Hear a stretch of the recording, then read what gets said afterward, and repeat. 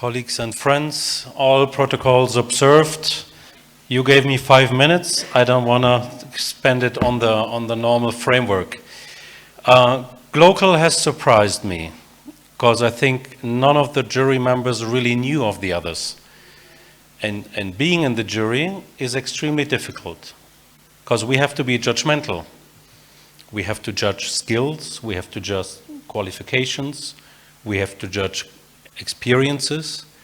And I think whether you are from the public sector or from the private sector, this is how we normally start our judging when we are hiring staff. We look into qualifications, skills, experience. Experience can bring qualification.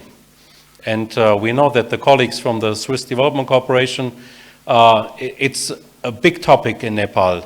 How can we have a recognition of the skills and the recognition of the qualifications?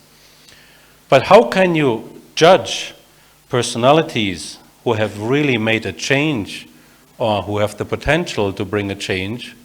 How can we judge? And normally what we are doing as judges, we have what we call like an evaluation grid. We agree how we are doing it. I assume it was the same when you have the sandwich making competition. So it's about maybe the speed, the look, whatever.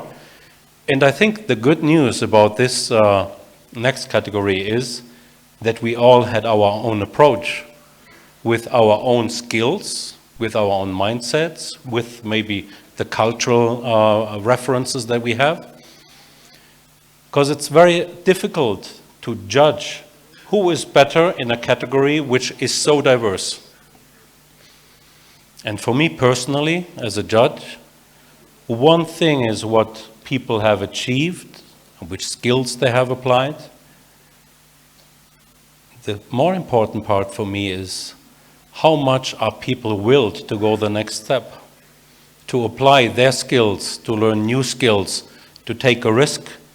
Because as a human being, we are only as good as what we have done in the past. The question is, what are we doing, including myself, in the future?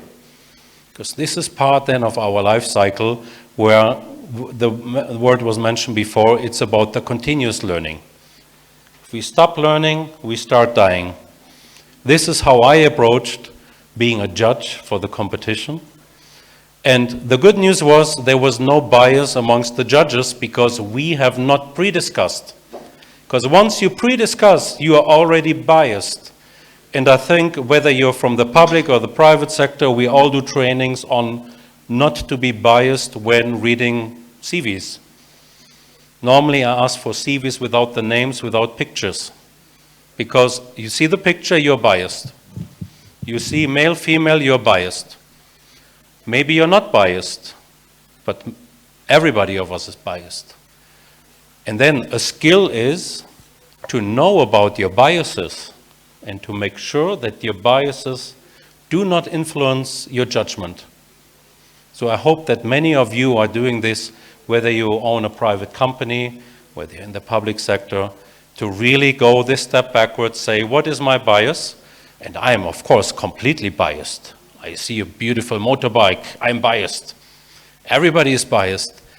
And this was so difficult in this jury because the categories were so different and there's so many skilled talents, figures who have achieved so much, and then to apply a judgment which helps, first of all, to select a winner, without knowing now who the winner is, but also to look at as a judge from different aspects. So we were obviously not biased because we couldn't discuss it before. And this is, I think, one of the features working with Global. It's a private company. You can do what you want. If you're the boss, you can say, I like this person, I hire. In the public sector, this is impossible because we have our reference frameworks that we have to fill in. So this was refreshing for me, normally following a very strict protocol. If somebody is not selected, asking questions, why did I get less score than the other? So that was refreshing for me from the public sector, being together with Global. And thank you very much for having me in this competition. Thank you very much for the other jury members. Let's see what we have done together without knowing what we have done. So I think we made the right choices because we know ourselves, we know our skills. Education, qualification do not count, so I think we purely applied our skills. Going back to the topic of this week, it's all about skills. And we are who we are because of our skills, but the next step is to have better skills. So whatever we have achieved, please continue with skill training. It's a lifelong learning. And in Europe, we have senior universities now. People over 70 go to universities to learn new skills. It's because the life expectation has also increased. If you told somebody 30 years ago, 70-year-old would go to university, it's also then again the reference framework, the cultural framework, how we are seeing things. And with my example of this European universities for seniors, shows how our life around us is changing all the time. And without adapting our skills, we will be nobody. So thank you very much. And I'm curious to see who comes up next. Thank you.